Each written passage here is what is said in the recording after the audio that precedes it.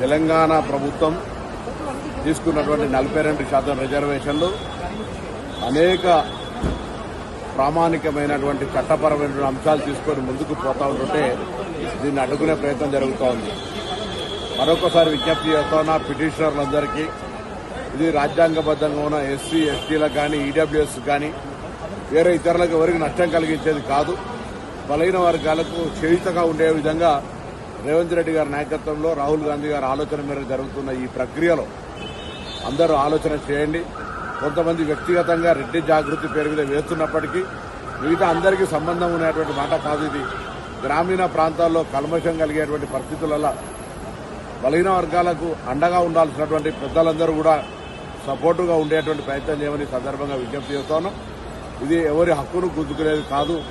ఇది రాజ్యాంగంలో ఎస్సీ ఎస్టీలకు ఉన్న మాదిరిగా బీసీలకు కూడా హక్కు రావాలని కోరుతున్న సందర్భంలో అన్ని రాజకీయ పార్టీలు కూడా ఇందుకు మద్దతు ఇచ్చినాయి.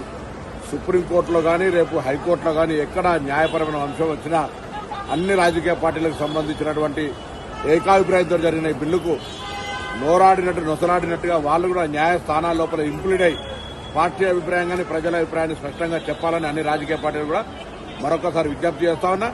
ఇది పైన పటారం లోన లొటారం అన్నట్టుగా మీదికి మాత్రం సపోర్ట్ చేస్తున్నటువంటి విధానం కాకుండా పిటిషనర్ల పైన కొంత విజ్ఞప్తి చేసి కానీ మీ పార్టీ పరమైన అభిప్రాయం న్యాయస్థానాలకు చెప్పి కానీ ఈ అంశంపై స్పష్టత చేయాలని కూడా సందర్భంగా కోరుతూ ఢిల్లీకి ముఖ్యమంత్రి గారి సూచనల మేరకు పీసీసీ అధ్యక్షుల సూచన మేరకు అదేవిధంగా ఏఐసీసీ కార్యదర్శి మీనాక్షి నటరాజన్ గారి సూచనల మేరకు ఉప ముఖ్యమంత్రి గారు, నేను, శ్రీహరి గారు ఇంకా కొంతమంది ప్రజాప్రతినిధులు వెళ్తా ఉన్నాం.